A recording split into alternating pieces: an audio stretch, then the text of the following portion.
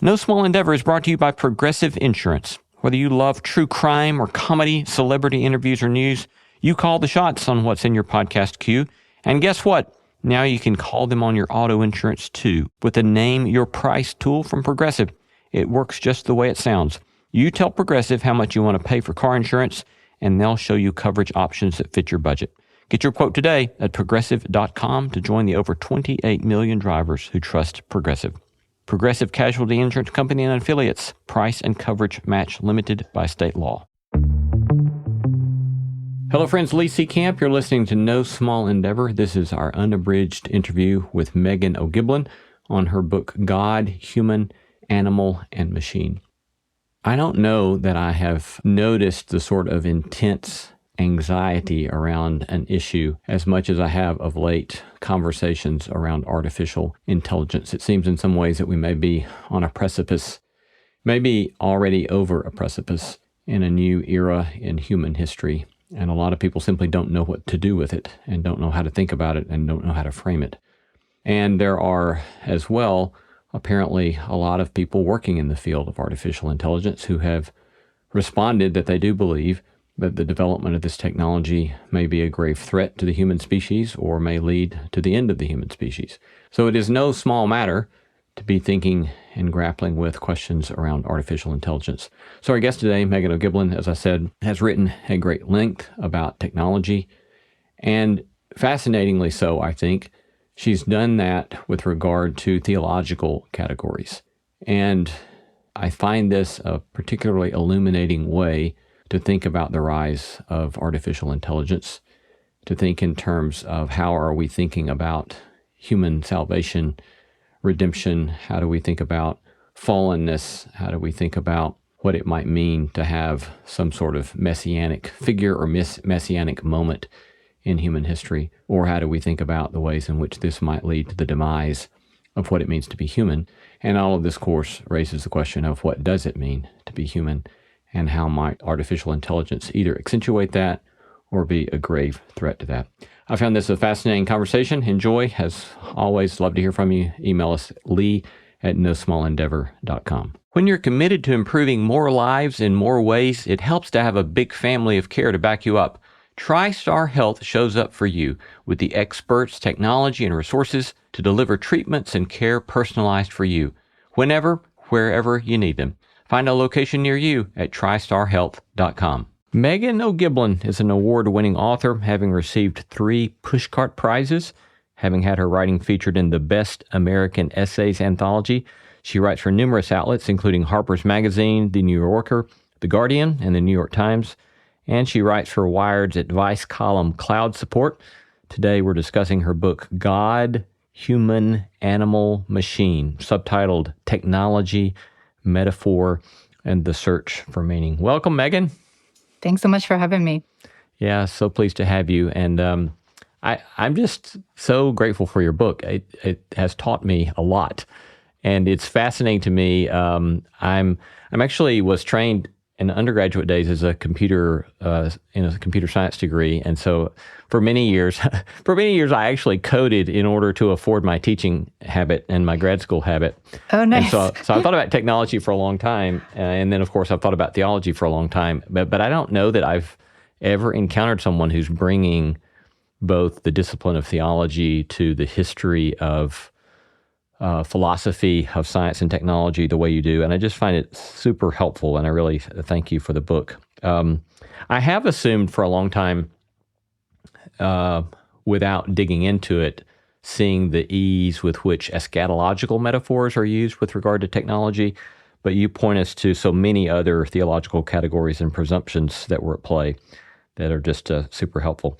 I want to begin, though, at a different place, and namely the fact that we are hearing from so many people about the potential dangers of artificial intelligence. And just this week, for example, the Center for AI Safety issued this one single sentence, quote, "Mitigating the risk of extinction from AI should be a global priority alongside other societal scale risks such as pandemics and nuclear war, end quote. And it was signed by all manner of top AI researchers, scientists, and executives in the field.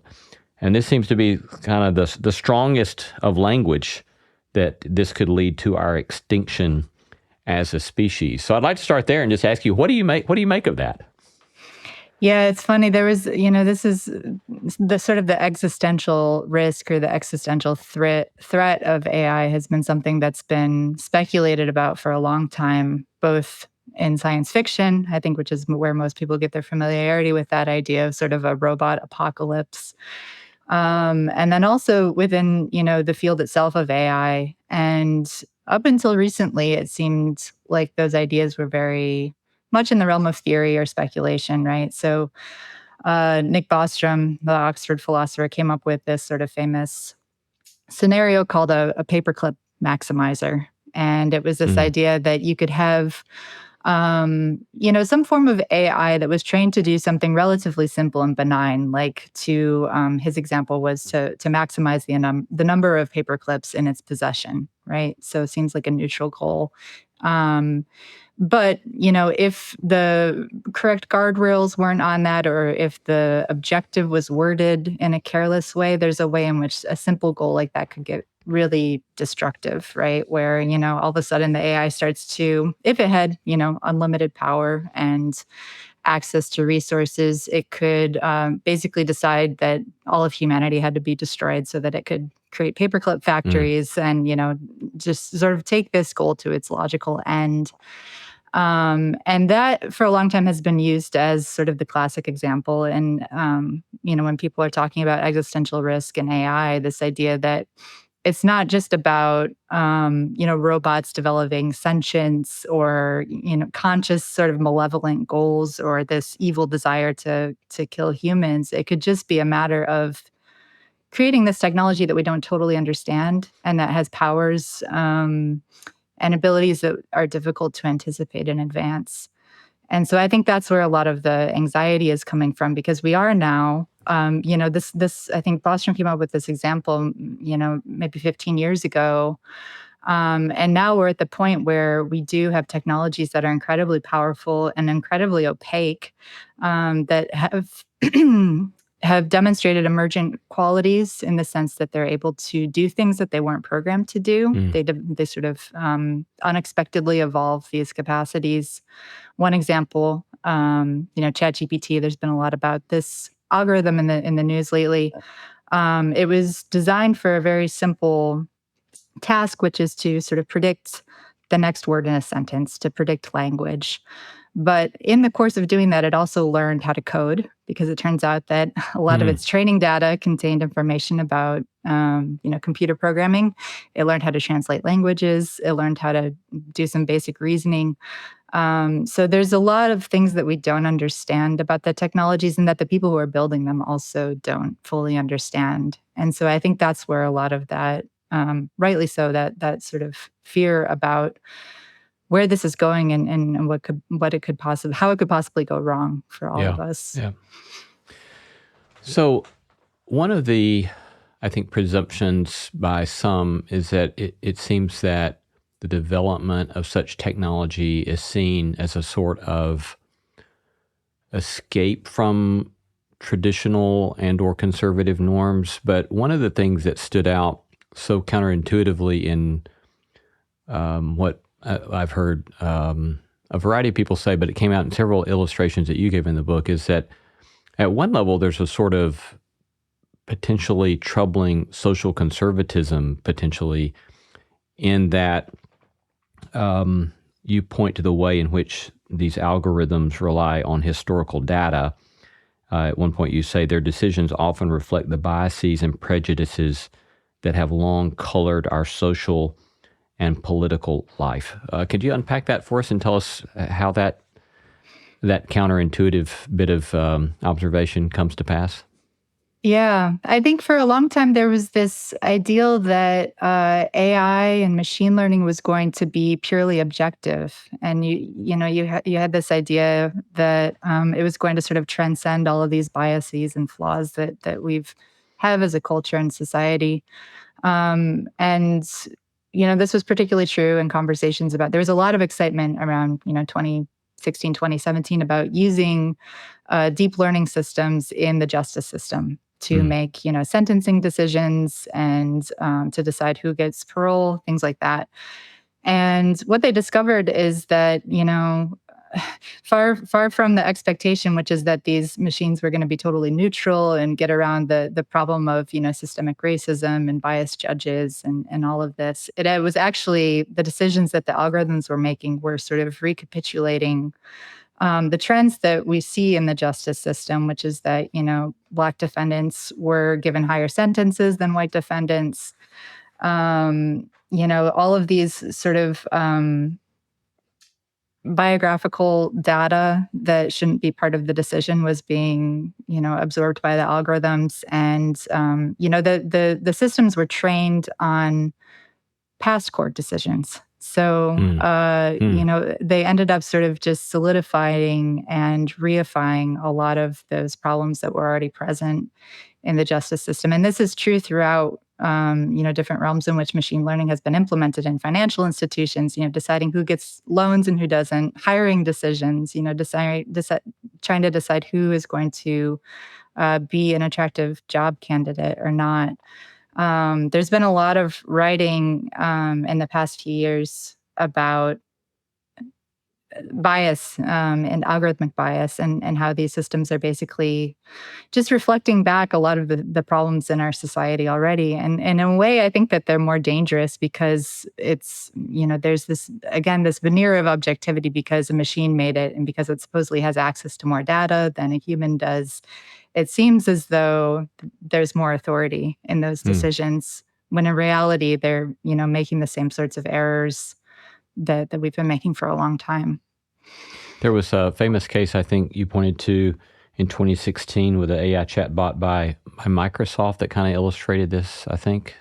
Oh, Tay, the AI, where they released this. This was, one of the first chatbots that was sort of released into the wild, where Microsoft created this chatbot called Tay, and it was just supposed to learn. They released it on Twitter, and it was just supposed to learn from how people were speaking on Twitter, and it was supposed to sort of mirror back what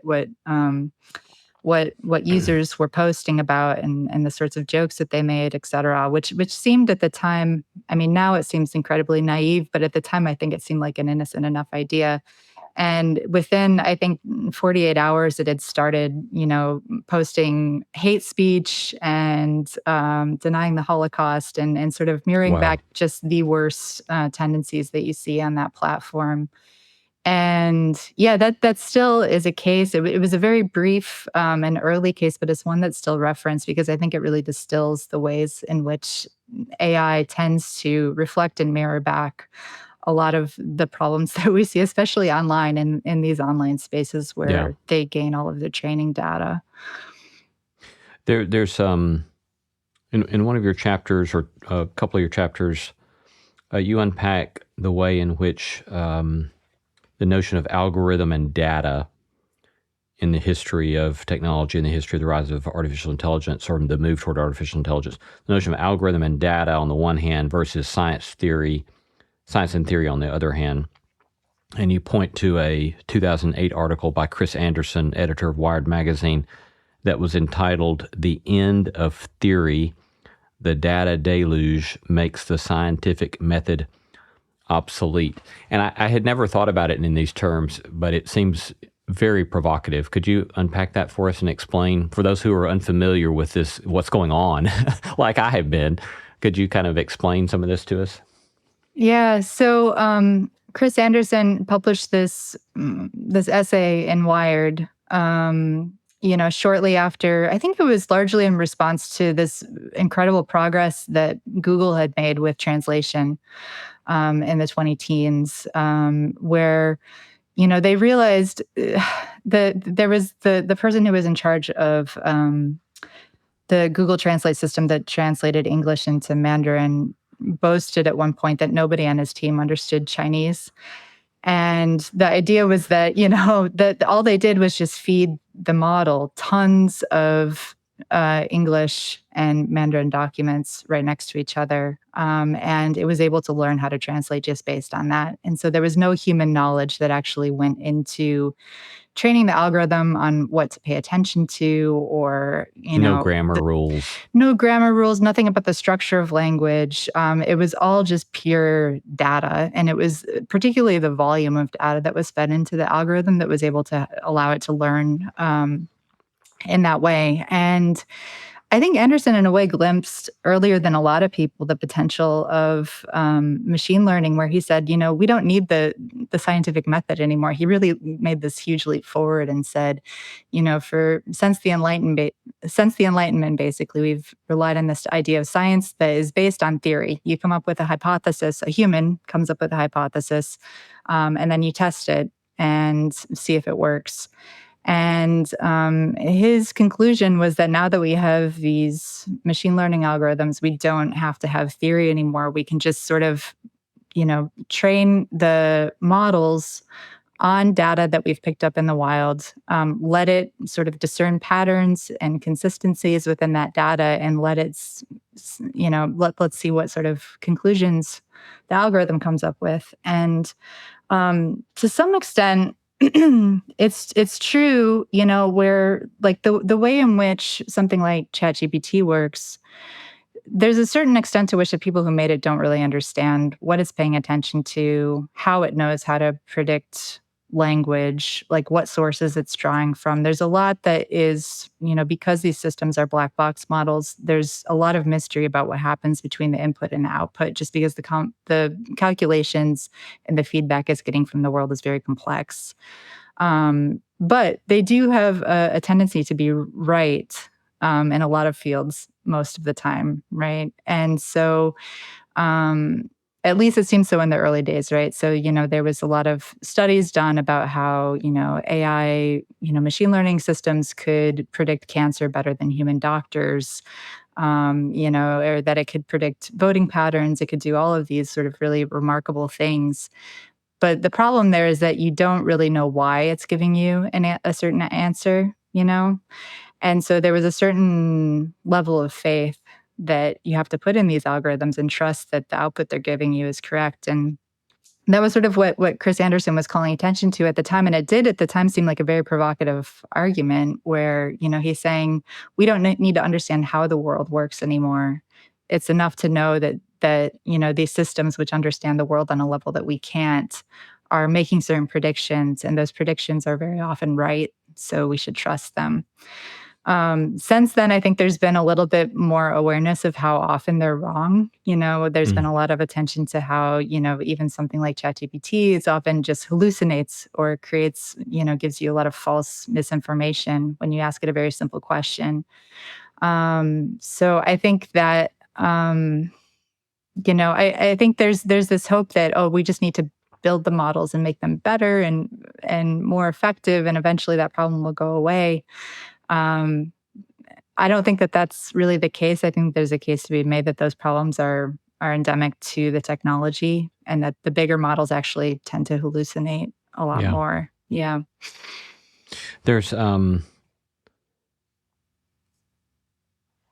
ways in which this points back to what you indicated earlier with talking about Mr. Bostrom. Is it Nick Bostrom? Yeah. Uh-huh. Yeah, with Nick Bostrom, where in 2003, you noted that he warned there's no innate link between intelligence and human values. A superintelligent system could have disastrous effects even if it had a neutral goal and lacked self-awareness, as you pointed to with the paperclip example. Are there other ways in which this whole notion of dataism, as I think some people refer to it, as opposed to a quest for scientific understanding, could you kind of point to the way in which that might be a sort of existential threat, or should we see it as an existential threat to the human endeavor? I mean, it's certainly a threat to the sort of ruling paradigm of knowledge and humanism that has been around since, the Renaissance or the Enlightenment. I mean, this notion that we,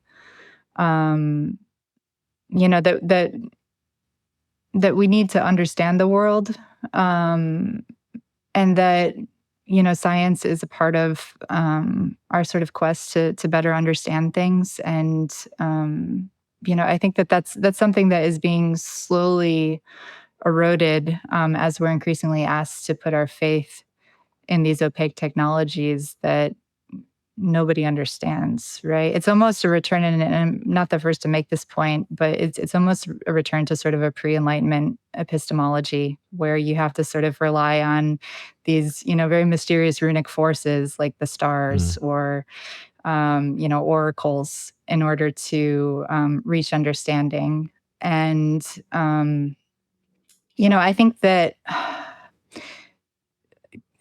Katie Crawford from Microsoft, she came up with a great term, which I didn't learn about this till after I finished writing my book, but she came up with a term called enchanted determinism, which is sort of describing maybe what you would call dataism, or a lot of the thinking that is surrounding sort of the hype around these models, which is that on one hand, we have the sense that the AI is deterministic in the sense that it relies on calculations, it relies on data. It helps us better sort of predict and control the world. So it seems like it's sort of a continuation of the scientific project as it's sort of progressed throughout modernity. But there's also this enchanted part to it, which is that we don't really understand how the models work. We have to accept a lot of their answers on faith. And, so there's this really uneasy tension in terms of where AI fits within modern science and humanism as we've, been thinking about it for many centuries. And I think that uneasiness or that tension gives, the people who are creating the technologies a lot of flexibility in terms of how they're defending and promoting their products, where, when it serves their interest, they can say, oh, these are, very scientific products. We've, tested them. They're relying on calculations, on tons of data. They have access to more information than we do. But there's also this sort of mysticism that creeps into a lot of the hype about AI, which is this idea that, they're also mysteriously, transcendent, right? They have this sort of transcendent knowledge that is beyond what we can understand, and that requires, again, a sort of faith. And I guess the question that I was interested in exploring in my book when it comes to that whole discourse is like, well, where do human values fit into that? At what point do we have these completely mysterious, opaque systems that are no longer reflecting our human values and what we want? And what are the trade-offs there? Because I think, with any sort of technology that, transcends our own abilities and powers, there's also trade-offs. We're relinquishing a lot of control. We're no longer creating meaning or creating systems in which we can find meaning. And so that's really was a starting point for me for the book and thinking through those questions. Yeah. Several things there I want to spend just a bit more time on. For those who are unfamiliar with the notion of a black box, the way this gets used in these conversations, could you kind of describe what's meant by that from either a technical perspective or a more metaphorical perspective? Yeah, so it's used for a lot of different types of AI systems, but typically it's used for a type of AI called deep learning, which is a type of machine learning algorithm where the model just basically learns through examples, through being fed tons and tons of data, right? So this is a relatively newer, it's not that new, but it's been revived in more recent decades approach to AI, where, the old model that dominated in the 70s and 80s was that, you had to program an AI with very definitive if-then rules. So if this case comes up, then you do this, And so there was a lot of understanding involved. The person who built the system could basically understand how it worked. With the black box models with deep learning, it's really different because you basically create a few simple rules and then basically just feed tons of data. And the system, again, is just evolving and learning from the real world data. And during that process, it's adjusting. So the algorithm is basically adjusting its weights as it gets more and more data. And that's where it gets really complex. And so the people who built it don't really understand what's happening during that process.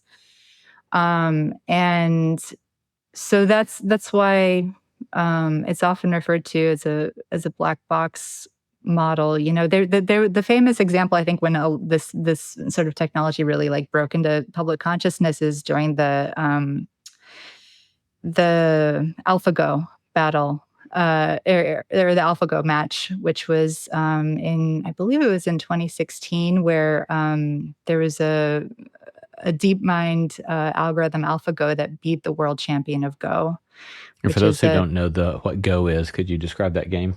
Yeah, it's a Chinese board game that is similar to chess, but it's described as being like exponentially more complex than chess, right? So it's something some outrageous number of possible moves. It's like more than the atoms in the universe, or something crazy like that. More than the stars in the, yeah, exactly. Yeah. So, you know, if chess was for a long time the benchmark of what constituted human intelligence, Go was sort of what came after that. And people said, well, okay, we have AI that can beat humans in chess, but it'll never master Go. So in 2016, AlphaGo, this algorithm, was beat the world champion in Go. And all the journalists who were at the event rushed over to the man who had created the algorithm and said, how did it do this? Because it made a very strange move during the game. It was really counterintuitive. It was a move that no human had ever made or would ever make. And that turned out to be the winning move. And when they asked the guy who had created the algorithm, you know, why did it do that? He said, I don't know. The system figured that out itself. And, you know, during the training process, basically, they had just fed this algorithm tons and tons of data from matches, and it allowed it to play itself in a lot of Go matches. And so it just learned through that experience sort of statistical probabilities and what was the most likely outcome to win. And it arrived at something that was completely, you know, again, something that a human had never thought about before, but that turned out to be the winning move. Wow. Yeah. So, for some years, as you know, so my field's ethics, and I do a lot with kind of virtue ethics traditions, and then have thought a lot about the Enlightenment and the way in which Enlightenment has impacted the way we think about what ethics is, and the quest for universal objectives and ethics and so forth, and knowing that story has not turned out so well, right? That the quest for a supposedly universal objective ethic, separated from any sort of notion of tradition, has failed. And so I've always found it, just as an outsider listening to people who talk about technology and who talk about AI, a certain, at least at the popular level, a sort of naivete and a sort of idealism that has shocked me, you know, in the sense of a lot of times, like you'll hear, I won't call his name, but one famous thinker, famous in the science writing world, you know, he said, well, basically all we have to give it is 3 simple rules and it will be fine. And I'm thinking, this seems outlandish to me and ignorant about the sort of complexities that there are in having any sort of informed conversation about ethics, morality, human values, whatever kind of language we want to put around it, and how complicated that is. And so then reading your book, it's like when you're looking not just at popular conversation, but you're looking at the history of the philosophy of science, or the history of various philosophical conversations about difficult problems like the mind-body dualism, and so on. It's even much more complicated.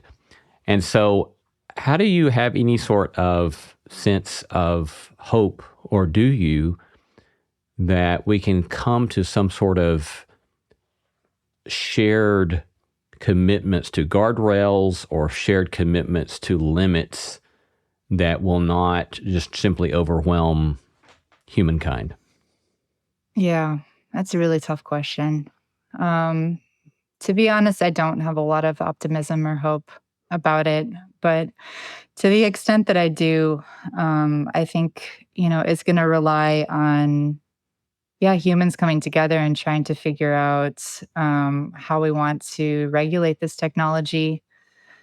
I think that's one of the toughest questions right now, too, is like what sorts of values are being programmed into the AI, because they're black boxes in a sense, and that's where this, dream of sort of universal ethics or objectivity comes from. This idea that somehow if we just, give these systems enough data, they'll be able to see the world at this sort of higher level from this sort of Archimedean point, right, that we can't access as humans.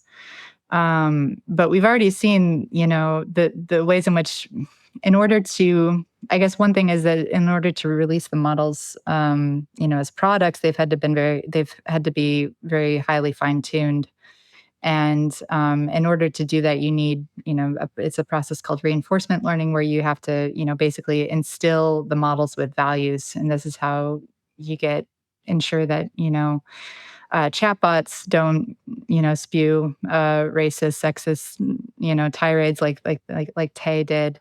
You sort of have to instill them with values, and the big question now is like, well, who gets to decide what those values are? Yeah. And there's been a lot of talk about, well, we're going to have these major companies that are creating sort of the base models. And, I think it's only a handful of corporations right now that have the computational resources to create, technologies that this powerful. But once those algorithms are in the wild and people can sort of, fine tune them how they want, we're going to have a lot of competing, basically just sort of the way I see it is we're going to sort of just supercharge the political fractures that we already see on the internet. And we've seen what like social media has done to those, to the capacity for public dialogue and discourse, and the way it's polarized a lot of the country. And I think once you throw an even more powerful technology, AI, into that mix, I think if anything, it's just going to sort of supercharge that. Yeah. Yeah.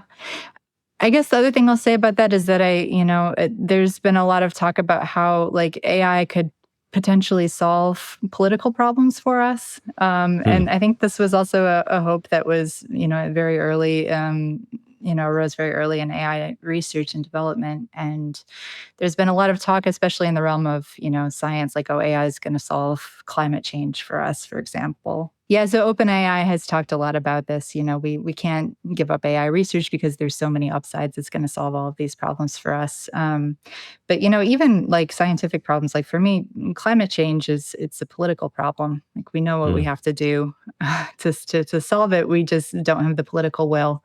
And so I think that that's a dangerous place to be, where we're, thinking about offshoring or relinquishing these problems that are problems of human values and human meaning, and things that we have a stake in as human beings, and trying to look to some sort of godlike technology to solve them for us. Which I don't. I guess my answer is I don't really have a lot of optimism about Yeah. that potential. Yeah. So let me move to a more explicit conversation about the ways in which metaphor and theology are at work in your book. And you've already begun to allude to this in the way in which we've kind of given a sort of transcendent power to the black box, a sort of divine unquestioning of the will of the black box and so forth. But talk to us a little bit more about how metaphor and theology has been central in your thinking about technology. I think that a lot of folks presume that things like metaphor or poetry or the liberal arts, of which theology would be a subset, that these things have nothing really to do with science and technology. That science and technology are seen as the hard facts of reality, undergirded by a sort of presumption of realism about the real world, and whereas all these other things are fuzzy, subjective, and so forth. And yet you're wanting to insist that, for at least in your exploration, that those fields seem to be at a minimum, elucidate things we ought to be paying attention to. So I'm asking, could you kind of unpack some of that for us about how you got to this sort of way of doing your storytelling? Yeah. I mean, the book really grew out of my realization in writing tech criticism and reading a great deal of it, that a lot of religious metaphors were creeping into discussions about technology. So this could be from, anything from speaking of black box algorithms as godlike or divine, which was something that was happening a lot around 2016, 2017. Or, people talking about the possibility of a technological singularity, this moment where we were going to basically transcend our human forms and take on, some sort of post-human existence, which seemed to me very similar to, there's a lot of comparisons to the Christian resurrection, and the afterlife. And, so that was, I guess, the seed of the book. And I was curious about where did those ideas come from? How did these religious ideas get into, this thinking about science and technology, particularly people who claim to have no religious affiliation whatsoever, who were, deferring to that kind of language. And, through the process of researching the book, I really came to appreciate, in a new way, that the extent to which so much of the hard science and technological thinking rested on metaphors.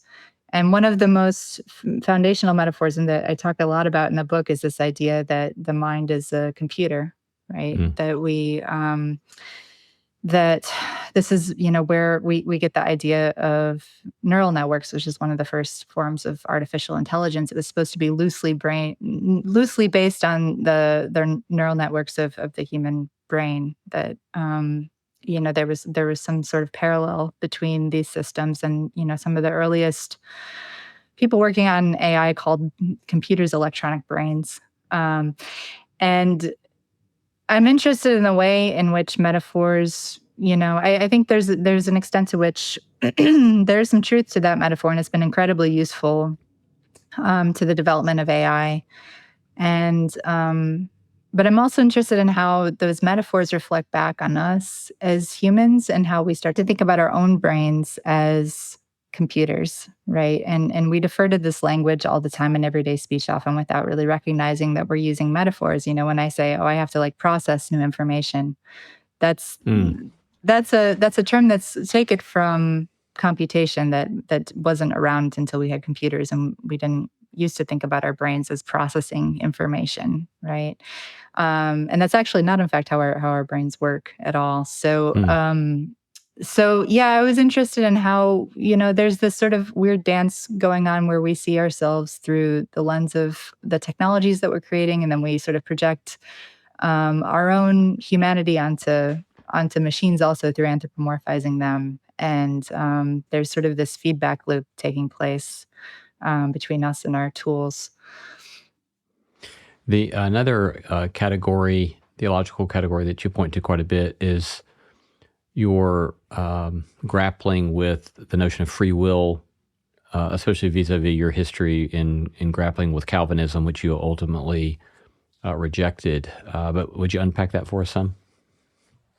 Yeah, I mean, I first became really fascinated with this idea of free will when I was studying theology. I was at a conservative Bible college, and had taken a few classes with professors who were very much taken with New Calvinism. This was early 2000s when, that idea was really sort of sweeping evangelicalism. And yeah, I was became really unsettled by this idea of predestination.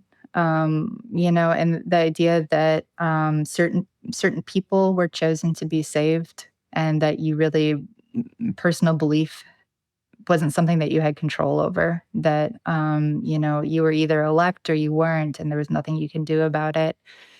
And that was sort of, it wasn't the full extent of my my loss of faith, but it was the seed. It was one of the seeds of it. And I ended up leaving Christianity, and I was reading a lot of The new atheists at the time, Dawkins and Christopher Hitchens, and realized that, like, oh wow, a lot of people in the secular world also don't believe that we have free will, and that this isn't something that is distinctive of Christianity. It was sort of like this problem that I thought was a theological problem was actually much larger. And, that's a question that comes up a lot in discussions about technology, too. I think that, because we have these technologies that are to some extent deterministic, that we think about, input, output, and think about, the ways in which a lot of things that we think are complex, spontaneous, creative, our own human capacities, which seem to us very free, are actually things that can be programmed into machines. And, you see this especially with this latest iteration of generative AI, where, all of this really incredible, images and animation and language, all of these things that we've considered really crucial to our free thought as humans turn out to be something that you can program or something that sort of arises from these stochastic processes. And so yeah, that was also sort of a starting point for the book, is thinking through how those what the questions about technology and are we just machines, how that's reflected in religion and vice versa. Yeah. Thank you. One question I've asked myself a number of times that I'm wondering, and again, I'm new to coming to this field that you've been thinking about for years, but from a virtue ethics perspective, things that we count as indispensable to be living a sort of life that we would call a flourishing human life, or a life worth living.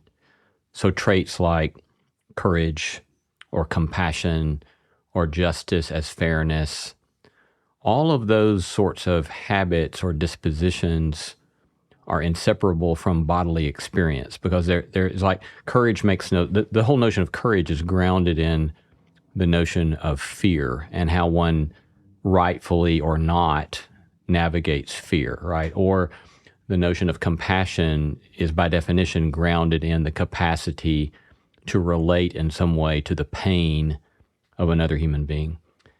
Justice is fairness, is similar. So it's always confused me about how we could presume that if we think of intelligence as somehow related to that sort of capacity, that sort of practical capacities, it doesn't seem to me to make any sense of how we can ever have a notion of a virtuous intelligence that is thus disembodied. That the body seems to be not a tangential fact about existence, but is central to what it means to live a virtuous life. But thoughts on that, or pushback on that, or folks who have thought about that at some length? It's fascinating. And yeah, I mean, I completely agree with that. I think it's interesting that it seems as though there's been a lot more focus lately in psychology on the role of the body, right? And understanding sort of how things like emotional intelligence are part of intelligence. And a lot of that stems from, our embodied existence in the world, the sort of biological experience of fear or anger or what have you. And that's happening simultaneous to this effort to create these completely disembodied, very intellectual machines.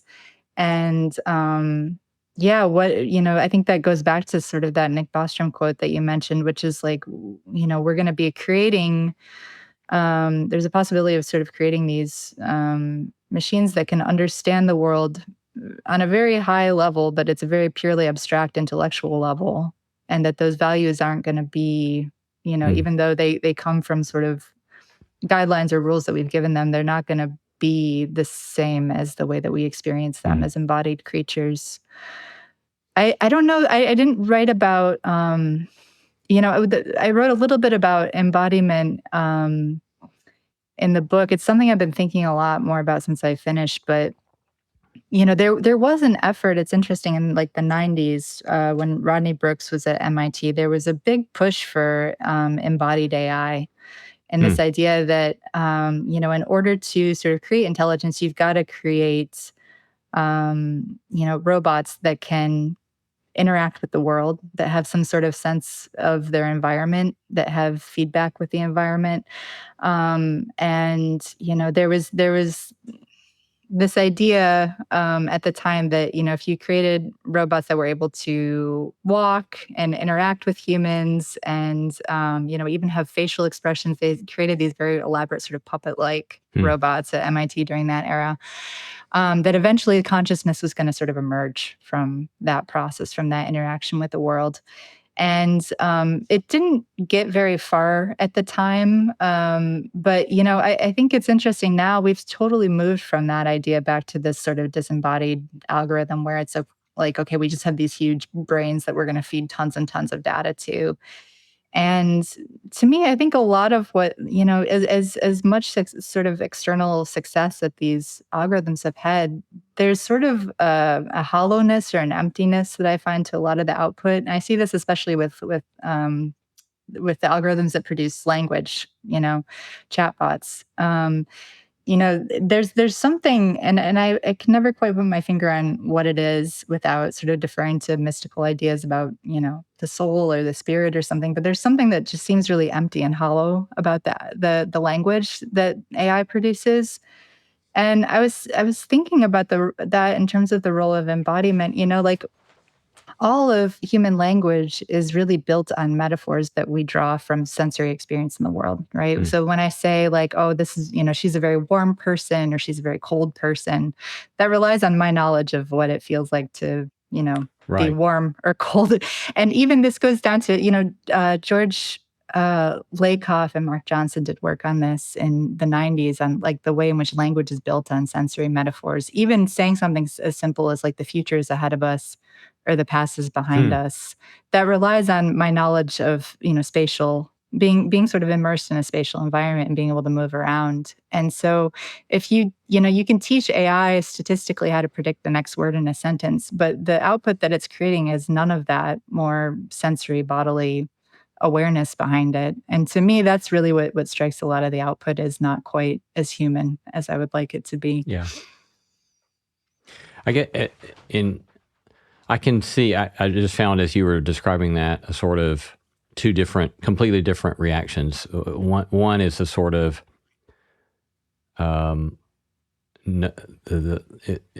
ruminating on, given that lack of embodied observation or capacity, therefore maybe all of this stuff will not come to the sort of terrible apocalyptic visions that we sometimes imagine, and it might not be that big a deal.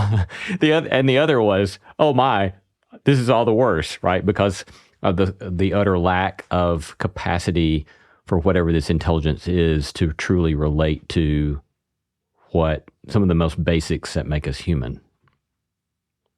Yeah.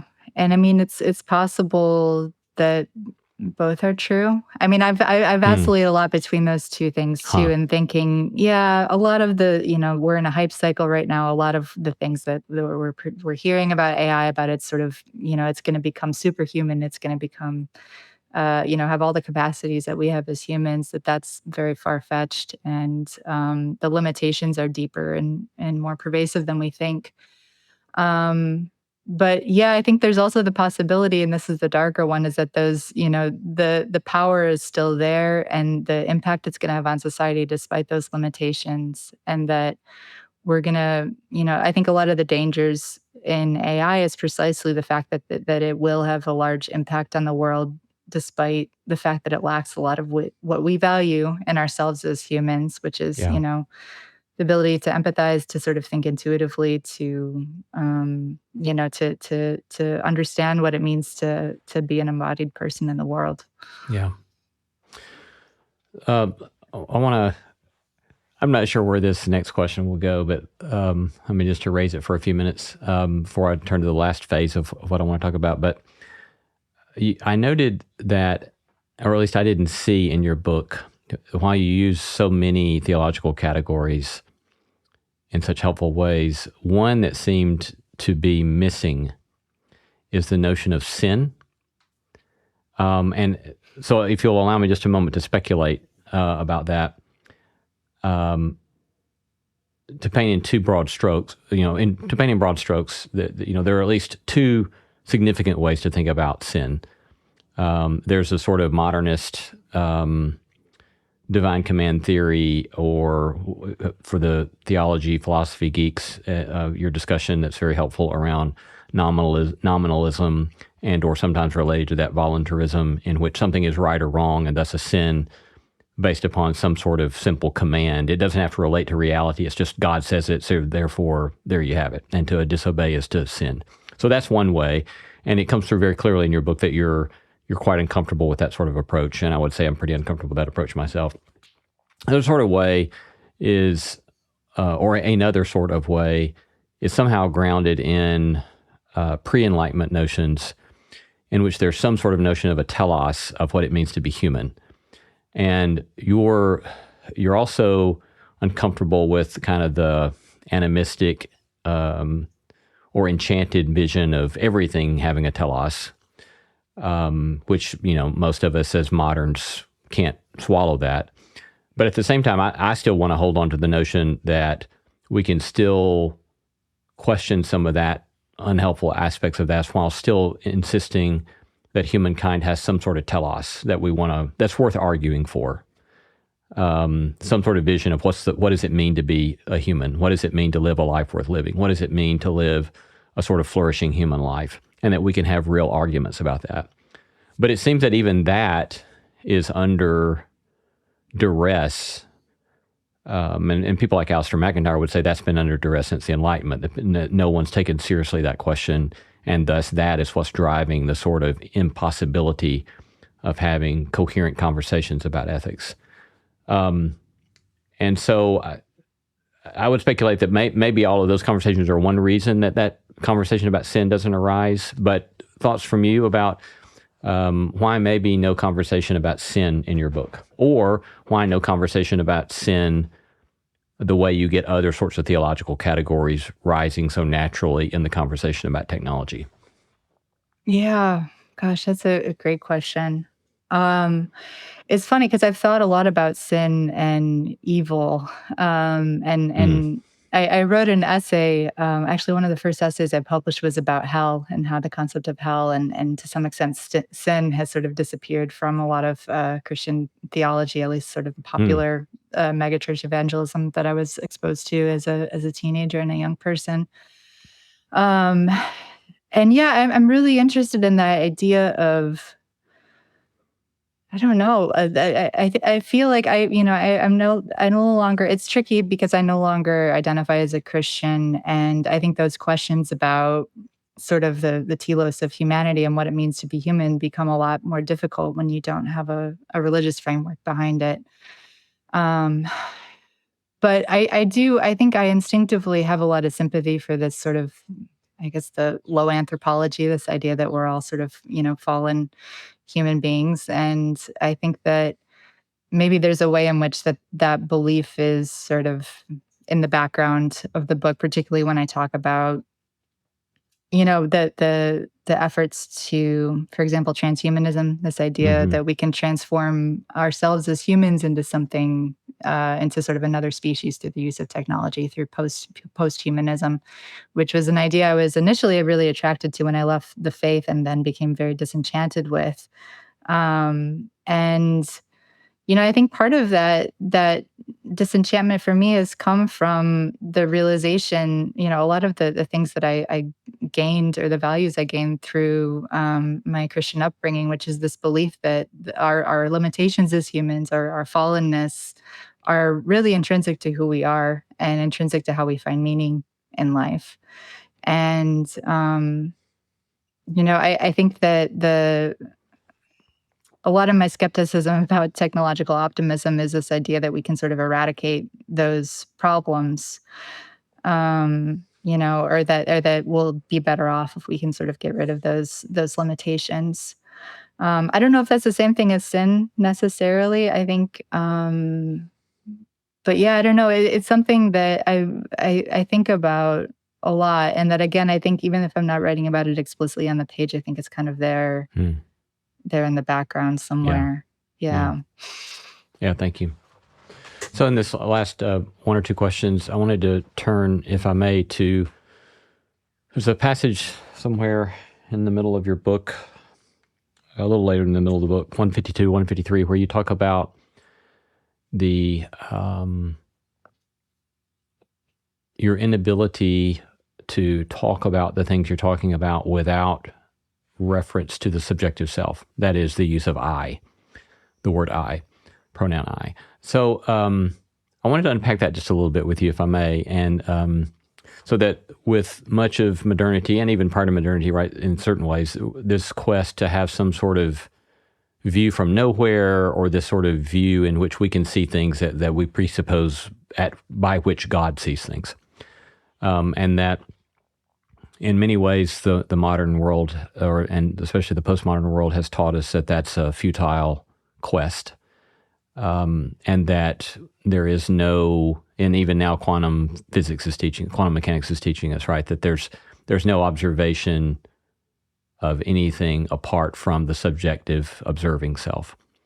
And thus, it's quite natural then that as a writer about these issues, you would want to and need to come back to the notion of I. But did you want to unpack that for us just a little bit? Yeah, I've always had a lot of ambivalence about the subjective point of view because, on one hand, I'm a personal essayist, and I've always written about the world through the lens of the I. And so, it's a approach to writing that feels very natural to me, but that I also feel a little bit of ambivalence about, because it's so I've noticed that personal writing is not taken as seriously, particularly if you're writing a book about science and technology. It seemed like I didn't want the questions I was raising to be reduced to sort of my own idiosyncratic, my background, my upbringing, my especially my Christian background. Um, and actually the first draft I tried to write of the book was without my personal perspective in it at all. I wanted it to be authoritative, again, this sort of view from nowhere. And very quickly discovered that that wasn't possible for me, that I got the questions I was exploring were just far too abstract. And I kept continually losing track of why I was interested in them. What is at stake, right? And that for me is really my anchor, I think, as a writer, is like, what in the real world, what in my experience am I trying to figure out here?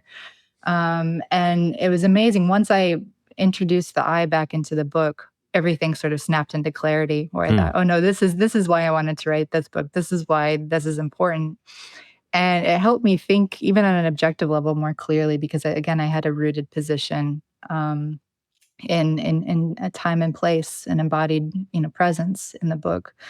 And, it occurred to me once I did that a lot of the problems I was exploring about, consciousness and technology, and to some extent, there's a chapter about physics too, that those were also about this tension between the subjective and objective point of view, right? This is basically where the hard problem of consciousness comes from. We understand the brain from the third person point of view. We understand, a lot of its functionality, how it works, but there's this subjective experience, the sort of, our first person experience of the world, qualia, the sounds, sights, smells that we have, that just, there's no way to account for how that arises from the mechanics of the brain. And again, you mentioned the problem in physics, right? The observer phenomenon, where, the results of an experiment, which should be objective, change depending on who's right, looking and when. And it occurred to me that, a lot of what we're doing in trying to create superintelligence through AI is trying to create this godlike third-person perspective, this objective view from nowhere that we've traditionally sought in religion. And, I talk a lot about Hannah Arendt in the book, and she had this idea, she called it the Archimedean point, right? This extent to which humans were always trying to sort of transcend not just the first person point of view of the individual, but the humanity as a species, that we're trying to sort of transcend our limitations and sort of try to see the world through science and technology through an objective point of view. And her view, and what I've come to become convinced of too, is that you really lose something essential when you do that. I think on one hand, it's this great gift that we're able to do this as humans compared to other species. We're able to detach from our limitations of our person point of view, or even the point of view of our species, and consider the cosmos as a whole, consider, the much larger world. But we also, there's an extent to which you do that too much, you lose what makes us human, and you lose those values and the distinctive point of view that gives us meaning. And I think that's why a lot of what we're pursuing right now in AI seems like it's sort of this failed quest that's going to create things that are completely meaningless to us, again, because once you get a little bit too far from that point of view, it doesn't have anything. There's nothing at stake for us as humans in that output. Yeah. Yeah. So if you'll allow me then to ask one more question about your own eye. What in the, I look at this work of yours, and you're raising so many disconcerting questions, and you're raising so many of the great, challenging philosophical questions about meaning and about what we can know, epistemological questions, existential questions. And so I wonder if you could perhaps point us toward what's keeping you somewhat grounded, or what's keeping you from falling utterly prey to fatalism, that's keeping you even writing about these things. Why do you care to keep writing about these things when I can imagine that someone might fall into a fetal position grappling with all of these questions that you're grappling with so well? I fall into a fetal position about once a month, I think. So I don't know that I've avoided that. I mean, it's a difficult time to be writing about these things, particularly in the past 6 months. I think when I was writing the book, and when the book was published, and I did sort of, the first round of interviews and chats about it, these ideas still seem very far off. It was a thought, I was approaching AI as a kind of thought experiment. I think most people that read it thought of it as sort of a thought experiment about something that may happen or may not in the future, but that we wouldn't have to think about for a very long time. And it's been a completely different experience to revisit these questions now, that these technologies have just exploded and are being implemented into everything. And I guess the one thing that has given me hope is the human commentary and criticism and concern that has arisen around these technologies, which wasn't present when I was writing the book. I think these conversations were happening in a very small, sort of cloistered environment of researchers and experts. And now I think there's just because there's been a lot of public alarm about the technologies and also a lot of excitement about them, I think that there's been a much larger sense of public awareness about the risks and what we want and what we have to decide as humans about how we're going to move forward with this technology. And so I'm really grateful to have been invited to be part of this larger conversation and to be able to think about these things with other humans, because I really I think my fear, particularly with the way in which alignment research is happening. So alignment is basically this question of how do we ensure that AI is aligned with human values? How do we make sure that it's not going to become a paperclip maximizer and destroy us all? And there's a very strong push in the world of corporate AI to automate alignment research, which is to basically let AI decide how to best align AI with human values, which sounds absurd, but there's been a lot written about this at OpenAI. Yeah, terrifying. So, I mean, to me, the counterpoint to that is to get as many humans involved in this conversation as possible, and to insist on, allowing our voices to be heard, and that we make those decisions for ourselves. So I guess that's when I'm not in the fetal position, those are the things that give me hope. Yeah. Last question then, what would you suggest for those who are lay people in this area who are just, going about wanting to live their lives? What would you wish that folks who are not paying attention to this conversation would do, would not do, would say, would not say, would get active, would not be active? I think it's important to remember that these technologies are not inevitable or predetermined. I think that is the narrative that I find most pernicious is, as we've seen a lot of these new technologies arise, there's sort of this assumption that, well, this is the future, that they're here, we can't do anything about it. And, even if it's the case that we have a lot of these technologies that we didn't necessarily ask for or anticipate in advance, there's a lot of decisions that still need to be made in terms of what we're willing to use them for, whether we're willing to use them at all. So I would hope that people are at least, I understand firsthand that it's exhausting to be immersed in this news cycle and to be reading about them and keeping up with everything is very overwhelming. But I think that it's important that enough people at least have basic knowledge to understand what's at stake and, what they're willing to forfeit or adapt to when it comes to AI. Been talking to Meghan O'Gieblyn, author of God, Human, Animal, Machine, subtitled Technology, Metaphor, and the Search for Meaning. Meghan, thanks so much for your time. Thanks for the wonderful book, and grateful for your sharing with us today. Oh, thanks so much for having me. It was really great. Hi, I'm Frances Fry. And I'm Ann Morris. And we are the hosts of a new TED podcast called Fixable. We've helped leaders at some of the world's most competitive companies solve all kinds of problems. On our show, we'll pull back the curtain and give you the type of honest, unfiltered advice we usually reserve for top executives.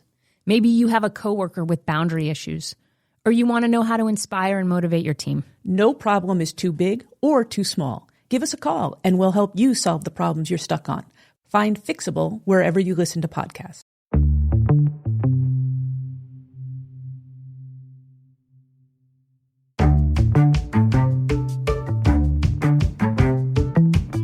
Our thanks to all the stellar team that makes this show possible. Christy Bragg, Jacob Lewis, Sophie Byard, Tom Anderson, Kate Hayes, Mary Evelyn Brown, Carrie Harmon, Jason Sheasley, Audrey Griffith, and Tim Lauer. Thanks for listening, and let's keep exploring what it means to live a good life together. No Small Endeavor is a production of PRX, Tokens Media LLC, and Great Feeling Studios. Hey there, Jacob Lewis here, executive producer of the show, as well as co-host of all of the bonus material that you will hear with Lee on No Small Endeavor Plus. And I just wanted to chime in and share a little taste of our conversation we had recently with songwriter Andy Gullahorn. So the context here is that on NSE Plus, all those bonus episodes, rather than talk about the good life, we conduct experiments with a guest derived from our many interviews that Lee has had with amazing people over the years. And this month, we tackled climate change, and we've assigned singer-songwriter Andy Gullahorn the task of making a climate action Venn diagram. This is derived from our interview with Dr. Ayanna Johnson. And then he's got to take some sort of action toward what he comes up with on that climate Venn diagram. Here's a little taste of that conversation. Did you ever interview Peter Harris? Yeah. Like, getting to know Peter over the years, I was thinking about that when you're talking about, he talks about doing climate work is like sitting with a dying friend and asking, you're saying having both feet firmly and like, yeah, there's some serious stuff that is happening here, but is there still something beautiful? Like, if there wasn't a way to completely change all the damage that has been done, is it still worth loving? So getting to be around people like that who ask those kinds of questions, and I just get to learn from them. Yeah. All right, that was just a snippet of our NSE Plus conversation. If you want to hear the whole episode, right now, go to nosmallendeavor.com and click Join NSE Plus.